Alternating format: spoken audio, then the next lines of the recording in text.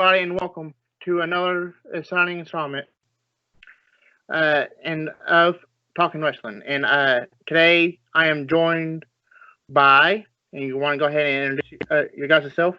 Gregory Kramer. And Alex from Pro Wrestling Reality.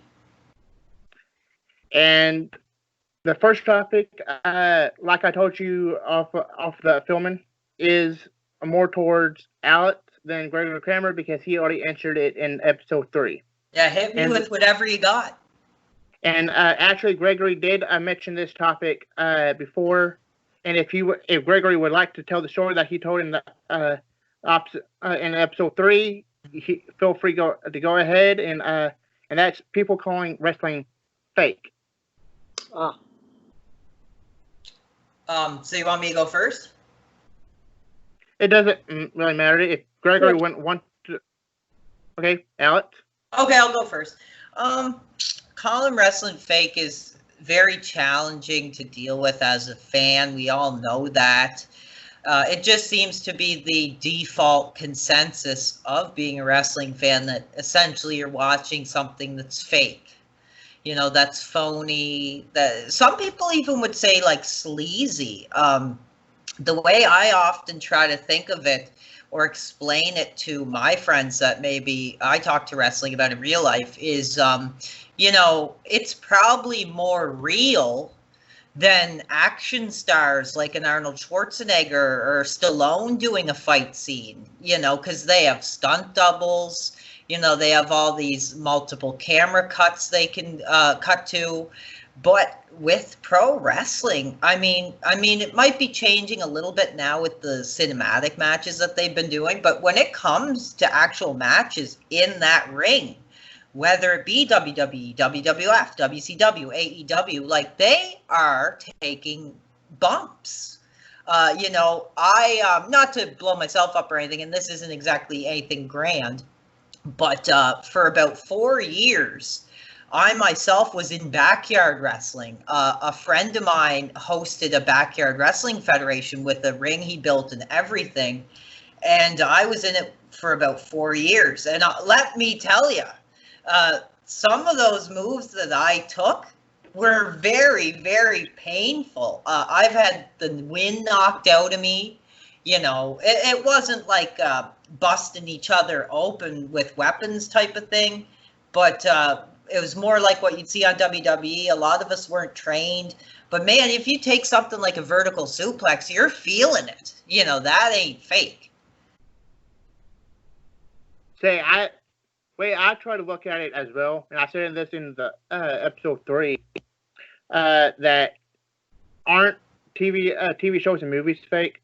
Yeah. So what's the difference on that? And plus, it's more real than it is fake. Because they are getting injured. Mm-hmm.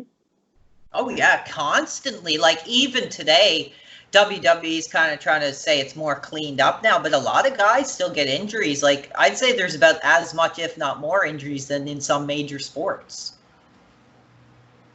And what do you guys think of the Bella twins that doesn't deserve a Hall of Fame spot being into the Hall of Fame?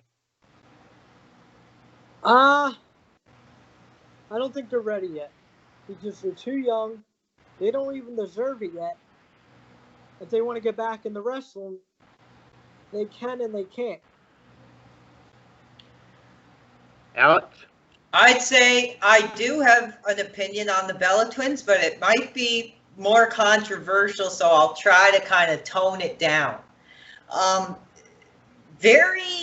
I can see how they would be considered like very powerful, beautiful women. Personally, I mean, I'm not going to say they're ugly or anything, but to me, I mean, this is a little off cuff, but I mean, look at some of the men they were with in the company, like John Cena, like Daniel Bryan. They were with major names in the company, whether it be romantically. You know, they had a TV show which many fans tuned in to watch John and the Bella twin he was married to. That was a huge draw. So when it comes to them being in a Hall of Fame spot, that's why I would say they would be considered, because they were with two major names on television. That's what I think of that. I don't think they deserve. Oh boy, I do not think they deserve the spot at all. And say me, when it comes to their own careers, put who they're married to or dated aside. Yeah. I don't think they deserve it. No. Not for their own career. Yeah, like if you look at it just from like a in-ring career. And say, I want one of you to tell me what's one thing really major besides Nikki Bella being the longest Divas champion that they really did. Really, nothing.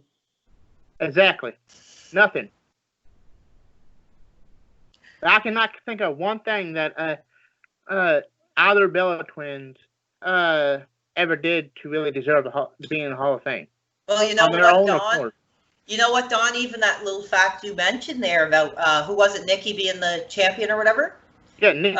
I had no idea about that, and I started watching wrestling again in about 2010 when the Bellas were probably just coming up. So, well, in 10 years, I have nothing to say that was that grand.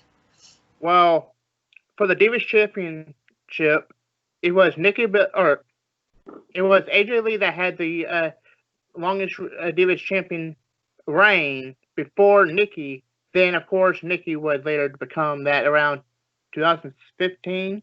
Right. Because early 2015, they went back to the Women's Championships. And going to the next topic, do you think women's wrestling someday can draw money? Starting with Gregory Kramer. Absolutely. It's still growing. Like they stopped calling themselves divas, but now they're called women. And they'll grow money. Alex?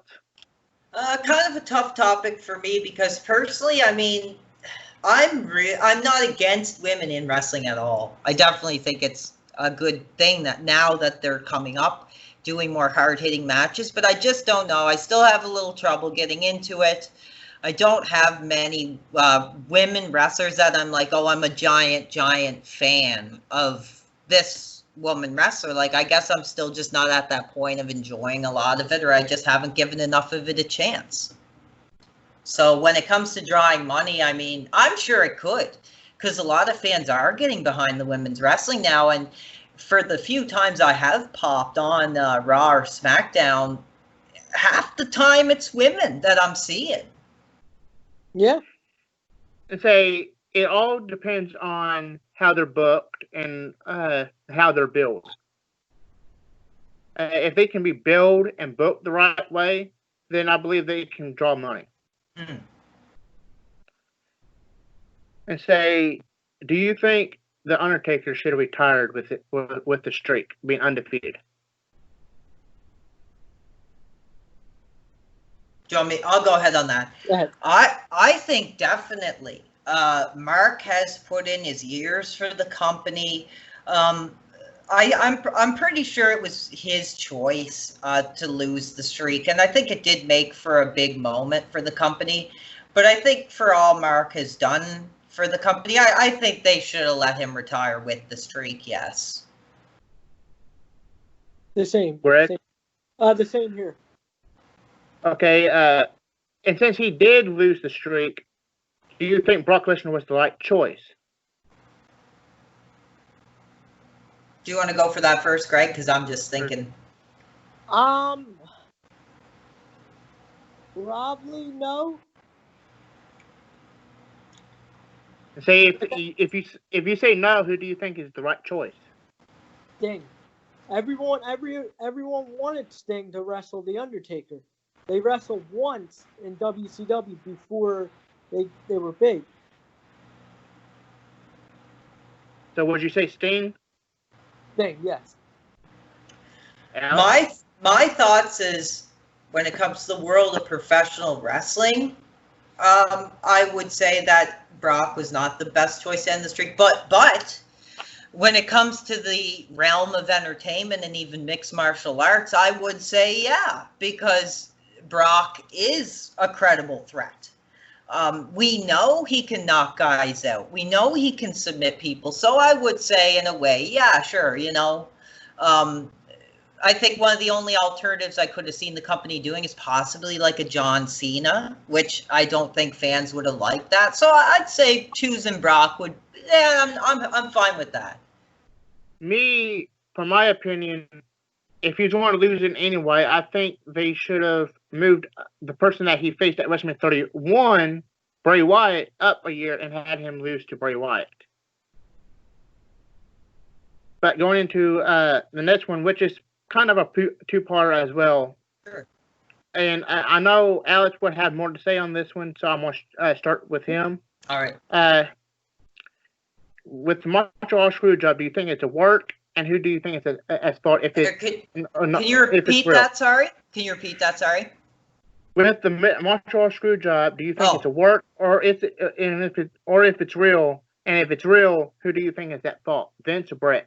Oh, this I like I said, I just did a podcast on Wrestling with Shadows, very in depth, like a 2.5 hour episode, and I won't give that long of an answer, of course. But what I will say is, from reading Julie Hart's book, and listening to some interviews with her, one thing sticks out to my mind, that she wasn't a big wrestling fan. She didn't hate it, she tolerated it, but she wasn't excited about watching it. But what she says about the Montreal Screwjob is we as fans didn't live with Brett at home, you know, behind closed doors after the Screwjob. And I'm not going to talk about them on here because they're very powerful allegations that Julie made. You can hear them in the podcast. But the thing she went through from Brett after the Survivor Series, I do believe that it was truly a real thing that happened. And I think Brett taking the business so seriously as he did, it really did hit him hard. And it affected his personal life pretty solidly. So I don't know.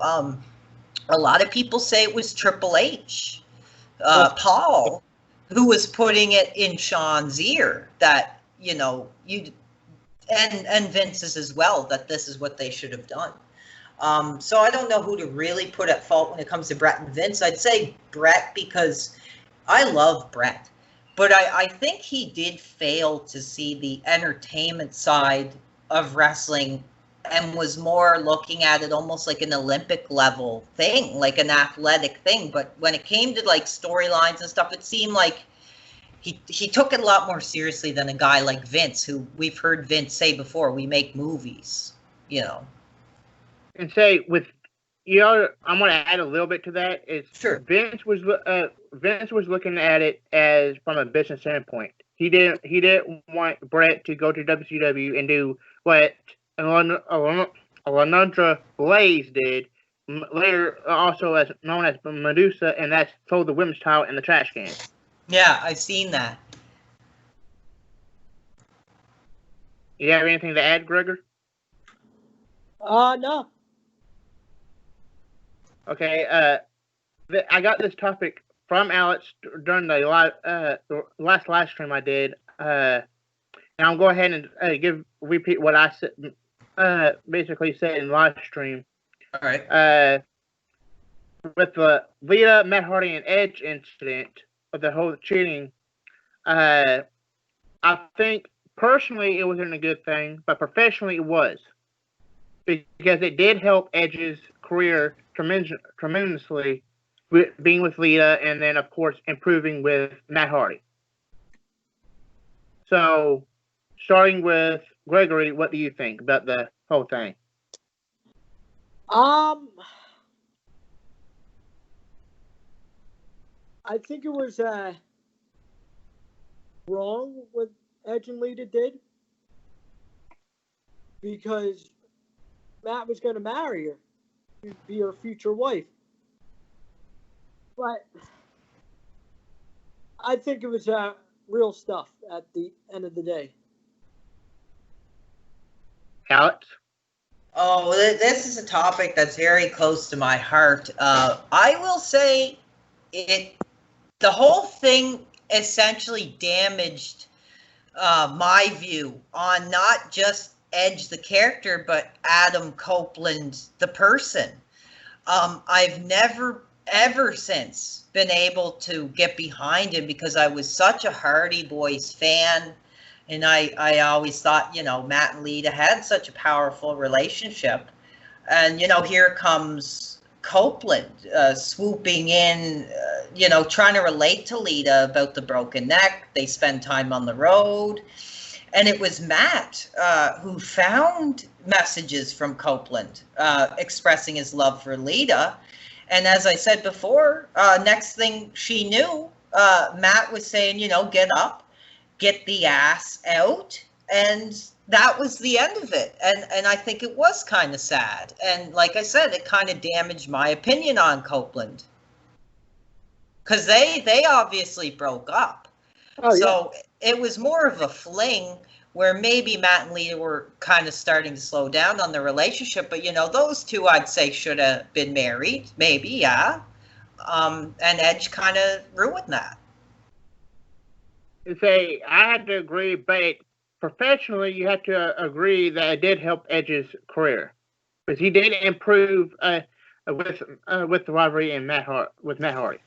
Well, it pushed Copeland to become a better heel. Because he really did become this more sleazy, like sexualized character. We seen him do the live, sex celebration in the ring, which I'm sure a lot of parents probably were not happy with that. I'd say, does something like that make you a great heel? Sure. But I don't know. I'm really not a fan of Edge. And say I am, but because of that rivalry, he did become the rated R superstar. Yeah, yeah, you gotta give it that. Yeah, definitely rated R. Hide your wives, as they say.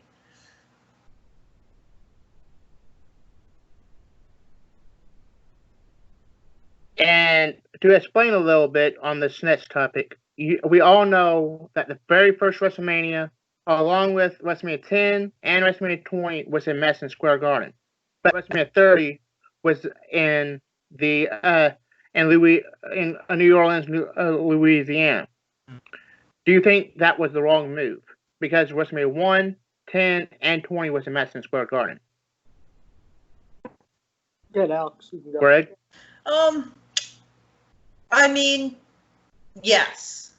That's a very powerful arena in the lineage of WrestleMania. And I don't know, there could have been some legitimate reason. But you also got to remember, I've heard this before from a lot of shoot interviews and podcasts.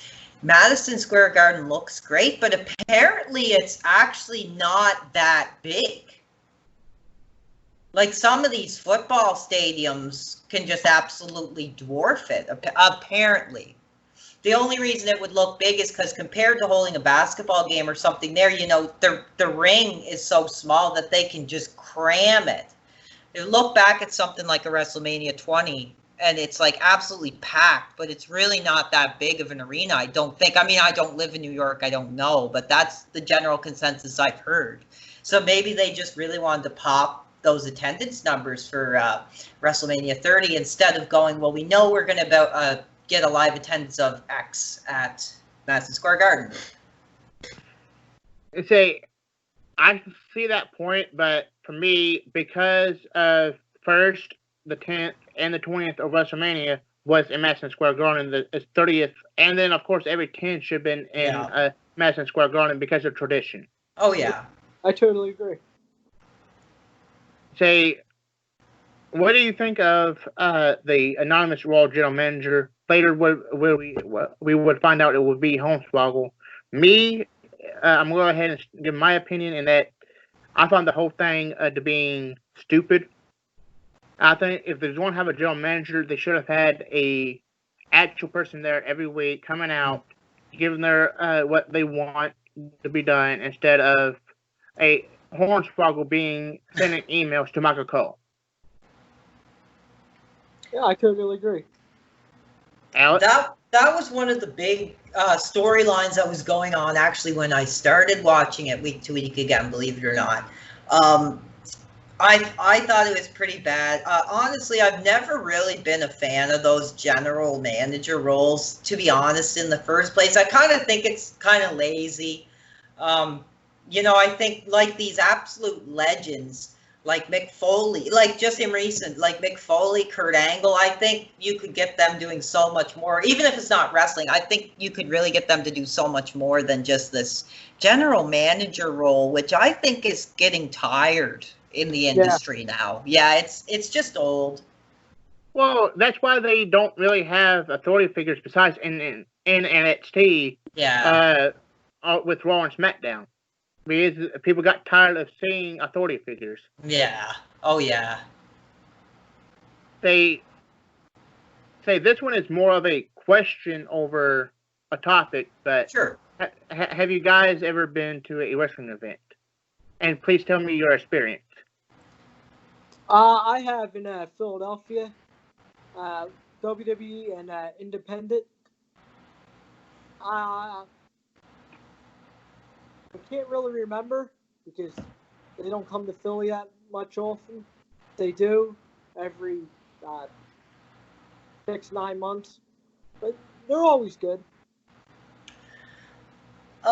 Me personally, I've been to one. I live in Canada, and the part I live in, where I live in Canada, WWE's actually only come here twice in its whole existence. Once in 1992, and once in 2003, which I did see. It was a house show at our local, event center. And it was very powerful. When I seen that, I was only a young kid. I was still in elementary school. I remember staying in the car all night. Me and my mom, we slept in the car at the event just to get tickets.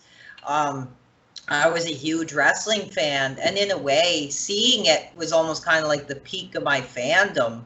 I got to see my favorite at that time, Rob Van Dam. It was a great experience. And I look back on it fondly, even getting to do something like that with my mom, who probably hated being there, but it was a great memory. And one thing I always noticed though was how loud the bumps were. Oh, It was really cool. I remember that. That was intense. I've been to total of 6 events, but I just tell you a quick story about the first one. Sure. Is my first cousin actually paid for my ticket to go with her son, and I met him there, and it was a pretty good show. Some of the stars that I did see would be like John Cena, Nice. Big Show, Bray Wyatt, and a few others. And Daniel Bryan was originally supposed to have been there, but he really didn't show up. Yeah. I'll give a second to mention some of the stars I've seen if you got time. Yeah, go ahead. So this was a Raw house show in 2003, and the biggest stars I remember seeing was Hurricane, Kane, when he was kind of first unmasked, so that was pretty cool. Like when he had the shaved head. Randy Orton when he was just coming up. Tommy Dreamer actually, which was awesome because I'm a huge fan of Tommy. The Dudley Boys, Rob Van Dam, Test, kind of lower tier guys. Booker T. But it wasn't bad. Huge legends in the industry now were just kind of in the middle of their career at that time.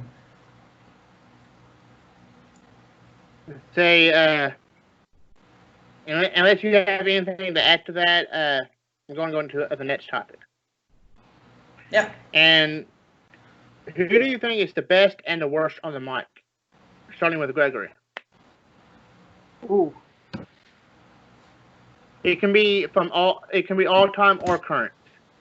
The best talker is Enzo Amore. Everything was original with him. and that's what I like. He didn't copycat anyone. He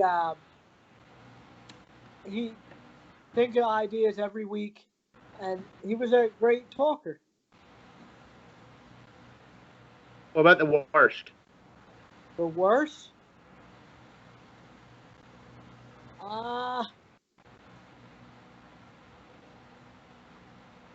That's a hard one. Yeah. I have to take a pass on that.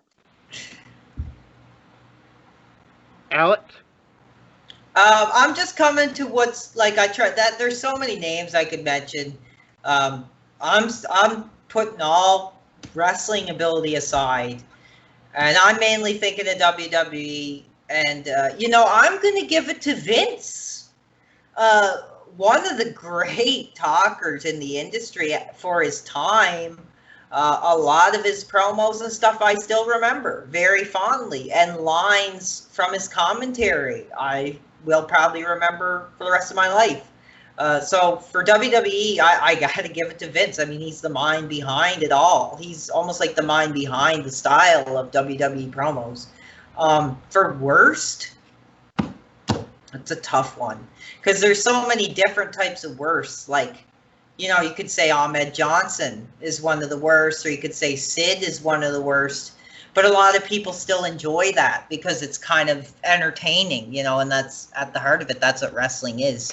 If I had to think of a really bad one, though, like that's trying to be good, the first thing that did come to my mind was Triple H.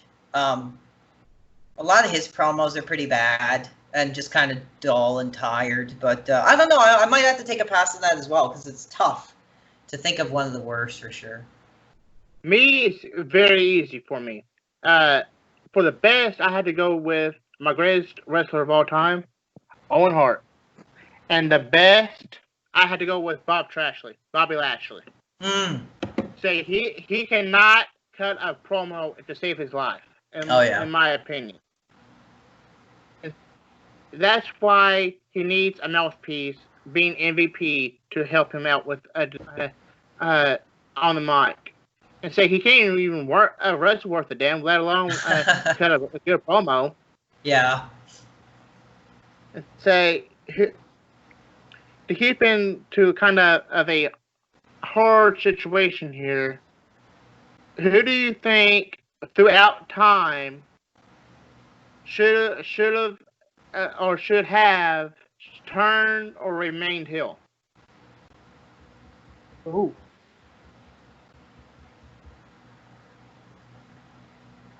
Do you want me to go first? Yeah. Go ahead, Alex. I don't think the company would ever do it, but I would have really liked to see a John Cena heel turn.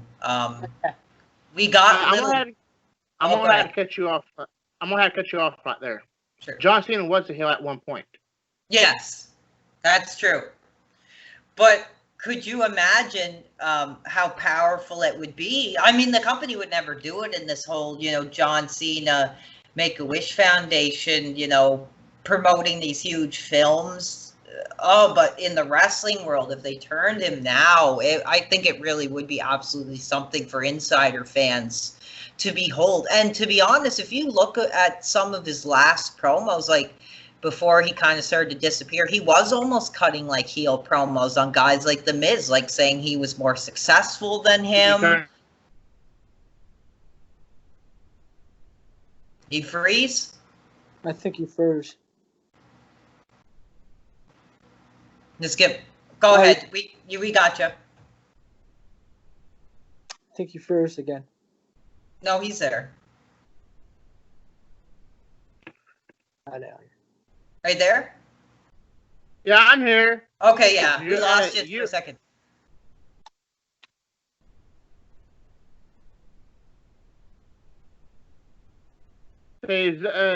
For me, it was you, Alex, that was freezing.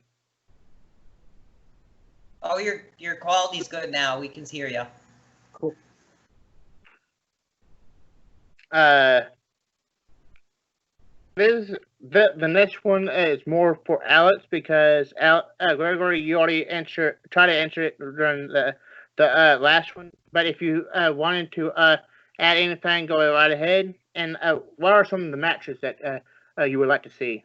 No matter if it's someone from the past versus someone in the present, or past versus past, present versus present, whatever. Oh, that's tough. Let me think of just the first one. Oh, honestly, here I'm going to say it. I know a lot of people aren't going to like this. I would love to see Shawn Michaels versus John Morrison in an absolute like major feud. You know, I've said many times I think the company has missed that opportunity to kind of almost make Morrison as like another Shawn Michaels. They kind of have that similar look, somewhat similar style, although Morrison's like more athletic than Shawn. But could you imagine Shawn coming back and essentially fighting for his youth? You know, Morrison's younger than him. I think it would have been a very powerful feud, and it makes me mad the company never pulled the trigger on that one. Say, do you have any other matches that you would like to see besides that one? Let me try to think. I'll try to think of like a AEW one maybe. See, while he's thinking, Gregory, do you have any matches you would like to see? Yeah. I know Chris Benoit's dead, but I would like to see Chris Benoit versus Daniel Bryan. See, that's another one I thought of. Myself, I would love to see, because they do have a similar style. Oh yeah, definitely. And plus, you can have a crossface versus yes lock, because it's the exact same move. Just me, I prefer calling it the triple crossface over the yes lock. Mm-hmm. Yeah. For me, I was thinking of something I'd really like to see in AEW. Not the biggest money-making idea, but I would have liked to see Darby Allin and Dustin Rhodes do something. You know, I think Dustin could have really did something special with Allin, actually, to be honest. Say, Cody is actually fixing to do something else with Darby Allin, I believe tonight, with the TNT Championship. Nice. But unless you have any other matches to add. I was going to ask you guys, could I bring up a quick topic there that you just kind of brought up there? Yeah, go right ahead. I'm kind of interested in what you guys think of this whole AEW Cody Rhodes TNT thing with the title, how he's bringing in different names every week. To me, it's getting to the point where it's like we know that they're going to lose to Cody. What do you guys? I'm curious what you guys think of that. Like, it's very Triple H, Paul Levesque. It reminds me of WWE, like the U.S. title run, like when John Cena used to do it. Yeah. They're copying WWE. No, they thought of it. No, they copied WWE. Say, I 100% agree with that, but me, for the title itself, I don't think they should have called it the TNT Championship. I think they should just call it the TV Championship. Yeah, because it's like, who knows if they're going to be on that same channel like 5-10 years down the road, right? So, yeah. And plus, if you think about it, it's not. What about the pay-per-views when they go on to pay-per-views? They're not going to be on TNT. They're going to be. It's true. They're going to be on pay-per-view, so they might as well be calling the TV Championship. Yeah, I agree. I think they just wanted to kind of pay tribute to the home of WCW that's now the home of AEW, and I think that's a modest, like, respectful gesture. But yeah, I think it brings up a lot of questions for the future, for sure. Oh, yeah. And say, going to the next topic, unless you have another one. Either one of you. I'll try to think of something. But I think I got go ahead. Who was the nicest wrestler and who was the rudest wrestler you ever met? I'll go ahead and start. I only met two, and neither one was really rude. But I will say my opinion of who was a little bit nicer than the other one. And I met Dean Ambrose, now Jon Moxley, on February 28th, 2016. Nice. And then I met on February 18th, 2019, Jerry the King Lawler, and Jerry was a little bit nicer than what John was. Oh, yeah. But you got to think, Jerry's probably spent 40 years talking it up with fans, you know. So, Alex, you want to go ahead and give your thought? I'd love to give my opinion, but living where I do, I can't. I've never met a wrestler, ever. I was thinking maybe in the future I'd love to get one on for a Skype interview, but I will say this. I did book a cameo, actually, from James Ellsworth to promote the show, and he pretty much read exactly what I wanted him to about kind of promoting my channel or show. So I'll give that to him. He was a nice guy for doing that. So that's pretty much the only answer I can give. Well, so the next topic I have, so I thought about, I have thought about this before. Sure. For me, if you were to become into the wrestling business, what would your ring name be? That's a hard one. Say, if possible, give me a reason why, if you have one.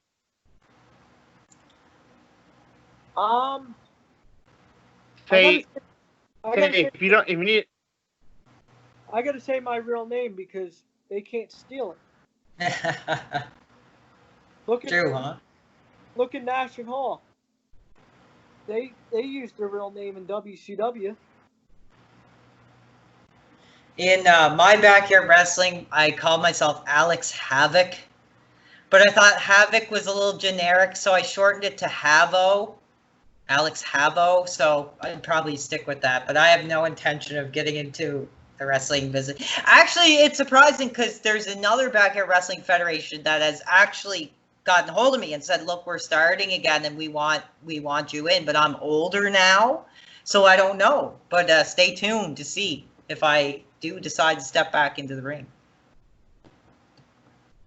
And for me, I thought about this a lot, and for the first name basis, it won't shock you, but the last name would. But the last name is going to be paying tribute to a uncle of mine, and nice. The name is Don Rogers.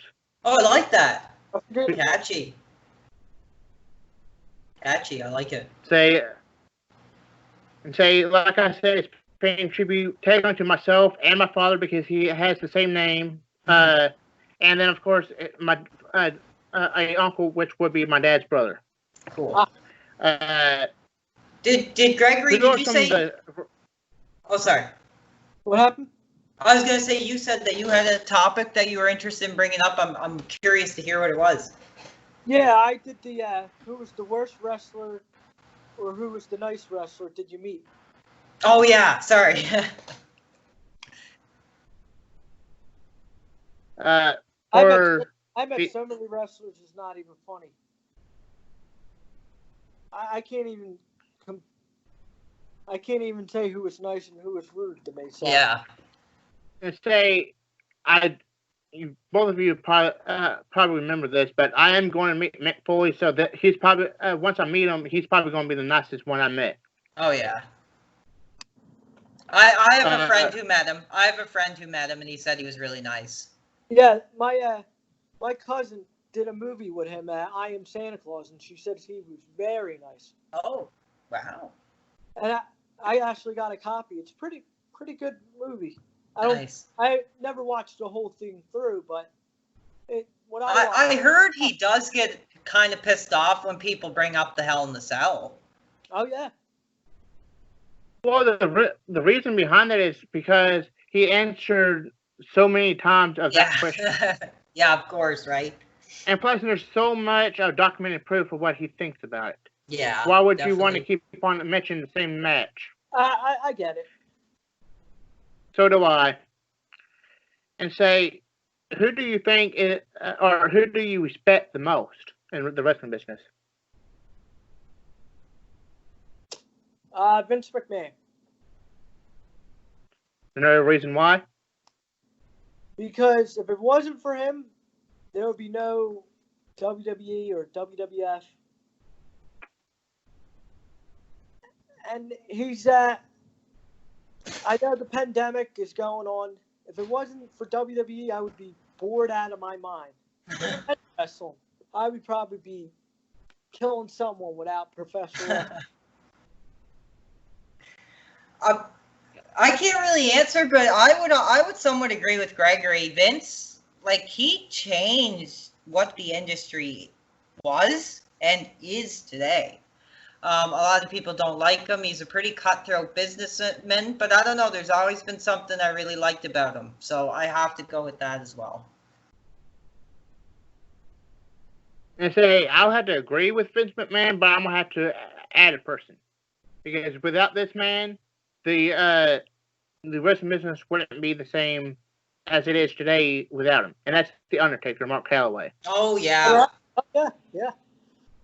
He's a very powerful name in the industry. Who's basically, well, he was in WCW for a bit, but most of his career, like, he's been with WWE the whole time. Yeah, he never left. And I heard that I think they gave him a new contract. It's like a 15-year deal or 10 or something like that. That's what I heard too. Well, I heard it in between 10 and 20. Yeah. What are some of the guilty pleasures in wrestling for you both? You go first if you want, Greg. Yeah. Okay. I don't know. I have kind of a weird view of wrestling compared to a lot of other people. So there's probably a lot of stuff I enjoy, like a lot of stuff that people really don't like. Like, for an example, this whole WWE underground thing. That I love that. I think that's awesome. I think it's hilarious, and I think it's also really cool. Being like a big fan, like not necessarily of UFC, but like martial arts, just all the different disciplines, and them kind of trying to do something like that fake. I think it's hilarious, and I love it. So I'll give that. And another one is they kind of did it before. Yeah, but they were actually really punching each other back then. But another one I love is the whole like TNA Hulk Hogan run. I think it was just like really cool to get this idea, like WCW 2.0. I thought it was hilarious. Right? What was the question again? Some guilty pleasures in wrestling for you? Guilty pleasure. Storylines. You have to be entertained with a storyline. Whoever's writing it, like Vince Russo, Bruce Pritchard. Yeah,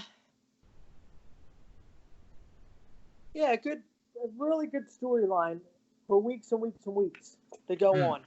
Mm-hmm. Whoever's say a guilty pleasure for me would have to be blood. Seeing blood in a match. Yeah. That's something that you don't see anymore. And if they bring that back, we see it a little bit now in the AEW. Yeah. Sure. And I think if WWE brings it back, it could be a little bit more entertaining. Mm-hmm. I think they've kind of brought it back a little bit because we've seen. I thought this was awesome when Shayna Blazer bit that other girl and then she had the blood all. Well, I don't know, it's fake, obviously, but I thought that was pretty cool. I mean, right. Sure. She bit the girl and had the blood all in her mouth. That was pretty awesome. Say they don't do it quite as much as they used to, though. No. And I wish they would kind of bring that back a little bit. Here, I'll ask you the question. I'll ask you guys a question real quick then. What's like the most memorable bloodbath? Because I want to answer this too. What's like the craziest bloodbath you've seen in WWE? WWF, WWE question. WrestleMania 13 when Stone Cold and Bret the Hitman Hart in that match. You seen Stone Cold's face bled, and he turned a baby face and he used that for a T-shirt back in '98 or '99. Well, for me, I have to go with also WrestleMania, but years later. WrestleMania 19 with Vince McMahon. Oh, I love that match. With Hogan. Yep, with Hogan. I love that match. I'm going to say something a little more random. I don't know if you guys have seen this, but if you haven't, you definitely should check it out. Paul versus Shawn, Royal Rumble 2004, the same night that Chris Benoit won the Royal Rumble. They had a last man standing match that was just like, oh my God, the amount of blood in that match was undeniable. Like, you have to check that out if you haven't seen it. It's crazy. That Royal Rumble was in Philadelphia, so. Did you happen to see that? I don't think so. I know it was in Philadelphia. It was my hometown, but yeah. I don't think I ever watched it live either, so. Yeah, that would have been one of the best pay-per-views to see live, I think. I got another question. What was your first wrestling DVD have you ever gotten? That's a tough one for me. If I remember right, it would have to be the DX New and Improved DVD. Oh yeah, I think I have that. My first, I'm just going to tell a quick story because I think you guys will get a big kick out of this. My first DVD I ever got was actually Invasion 2001. After that whole Al Snow figure controversy here in Canada, I think it hit the States as well. Where I live, they just pulled everything WWE off the shelves basically for a while, from like 1999 until about 2002 or 3. And I remember one time going into Walmart with my mom and dad, and they had one, you know, those giant like $5 DVD bins they have there? Yeah. They have one of those, I swear to God, one of those full of WWF VHSs and DVDs. And the VHSs were $1 and the DVDs were $5. And like to this day, like that was one of the greatest wrestling memories of my life. Well, mine was the first ever was the Bloodbath steel cage. Oh, that was a good one. And my second one was the first Monday Night Wars when Vince and Eric Bischoff were on the cover. I have that one, yeah. I picked it up and I watched it every day. And my brother's like, it's starting to get annoying. I know what it is. I'm like, well, and my favorite DVD it's the Click Rules. Oh. People think it's dumb, but I'm like, it's all my 5 favorite wrestlers are on there, so I can't complain. Mm-hmm. And me, I figured your favorite match or favorite DVD would have been the Scott Hall DVD. Oh, I bought that when the first came out. Nice. I pre-ordered it. I said, Lou, that's my brother's name. And he's like, what? I said, guess what I pre-ordered? He's like, well, what? I'm like, the Scott Hall. He's like, you got to be kidding me. Nice. I was like, well, Razor. And I told Razor when I met him the first time, I said, that was a great DVD. He's like, you watched it? I'm like, yeah, I have it. He's like, oh, that's great. That's awesome. Yeah. And say, unless you have another topic, I'm going to go into the last 4, which is the final 4 topics is from this past Monday night. Okay. And that the first topic is Montes 4 being poisoned. What do you think? What's your thoughts of Montes being poisoned? They're keeping kayfabe alive. That's all I have to say. Not much for me to say other than it's interesting, but we'll have to see what comes of it. And say,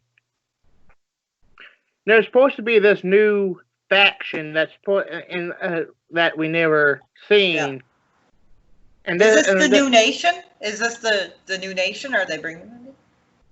I'm not sure if it's supposed to be the new nation, but this is another topic of mine. But it's this topic kind of relate.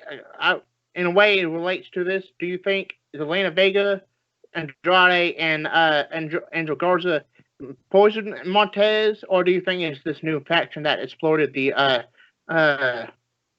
generator outside? of the Performance Center? That's a hard question. So I have to I don't really know. For me, I unfortunately almost can't answer because other than just some of the clips I see on Twitter and stuff, I actually don't watch current WWE at all. But it sounds interesting, what you're saying here now about somebody being poisoned and blowing up a generator. That sounds interesting. And what do you think of the new faction, though? Because it is going to be called, or it is called Retribution. I gotta say, I can't wait to see them. If they're good, they're good. If they're not, I don't know. Yeah, the company has had such a powerful history with stables and factions. Let's see if they can hit it out of the park again. And it is a mystery who it is right now. Do you have any guesses who it might be? I don't.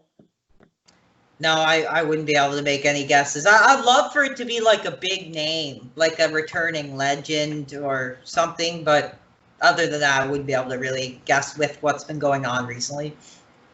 Me, I would have to kind of go for the leader route anyway. With what Wrestling Days said, Finn Balor being called back up, being like people being a group of or a faction of being people that was pushed aside on Raw and SmackDown, and the leader being Finn Balor. Oh yeah, you want to talk about somebody who's been pushed back? Definitely Finn Balor. I mean, he was on the just grasp of becoming the next big thing in the industry, and they stripped it all away from him. Yeah. Say, what do you think of Ruby Riott and Liv Morgan reuniting? For ratings, yeah. But in real life, I don't know. For me, no real comment. Like I said, I don't know much about the newer, younger women that are just coming up now. So I can't really give much of a comment to that because I don't know too much about the younger women on there now.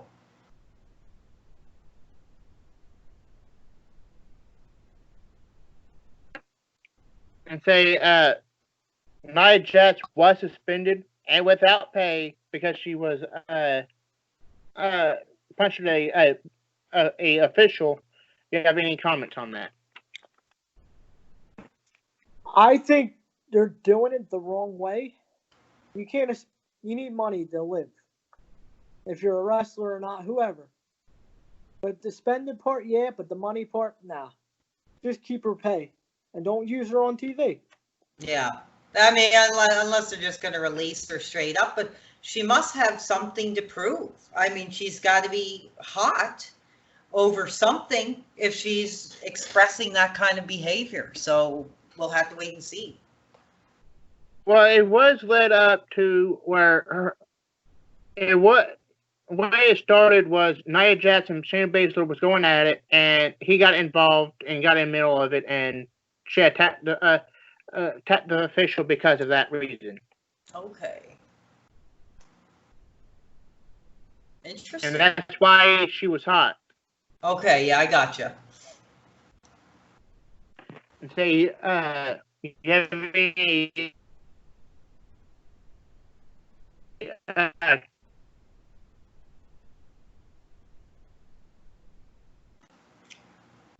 You're cutting out a little bit there. Can you repeat what you just said there? You have any other topics you want to talk about? No, I'm good. Well, I do have one question, but I don't know if you guys will be comfortable with it. But do you want me to ask it, or? Sure. Go ahead. From what I mentioned the other day, it seems, or earlier, but before we start recording, it does seem that the AEW has been really pushing, like, and nothing against these types of people, but they have been pushing, like, a lot of very sexual, either homosexual, transsexual characters in their product. We see it with Sonny Kiss. We see it with Michael Nakazawa. We see it with Nyla Rose, who's brought up a lot of controversy. What do you think of this whole kind of idea that the AEW wants to be more inclusive with different genders and sexualities and letting them flaunt it openly? For me, I think in a way it's a good thing. Mm-hmm. Oh yeah. At least getting a foot in the door, but personally, I'm kind of against it in a way, like 50-50. What about you, Gregory? I don't feel comfortable with it.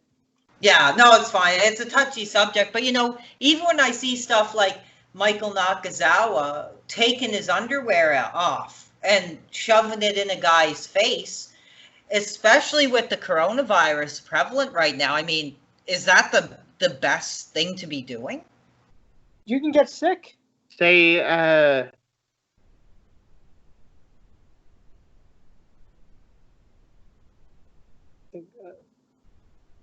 you can get sick. So. I guess we're going to end it right there. And say,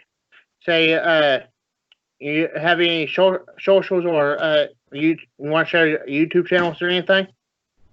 You can go, Al. Okay, thank you. For me, my Twitter is PWRblog, and my YouTube is Alex Legal Research, where you can find my Pro Wrestling Reality live episodes. I'm on Facebook, Gregory Kramer. I'm on Instagram, Gregory Kramer 1. I'm on Twitter, The Real Gregory K. I'm on YouTube, Gregory Kramer, and G Kramer 123. And on Facebook, Donnie Langston. Twitter and Instagram at Donnie Langston 5. Until next time, see you guys. Have a good one.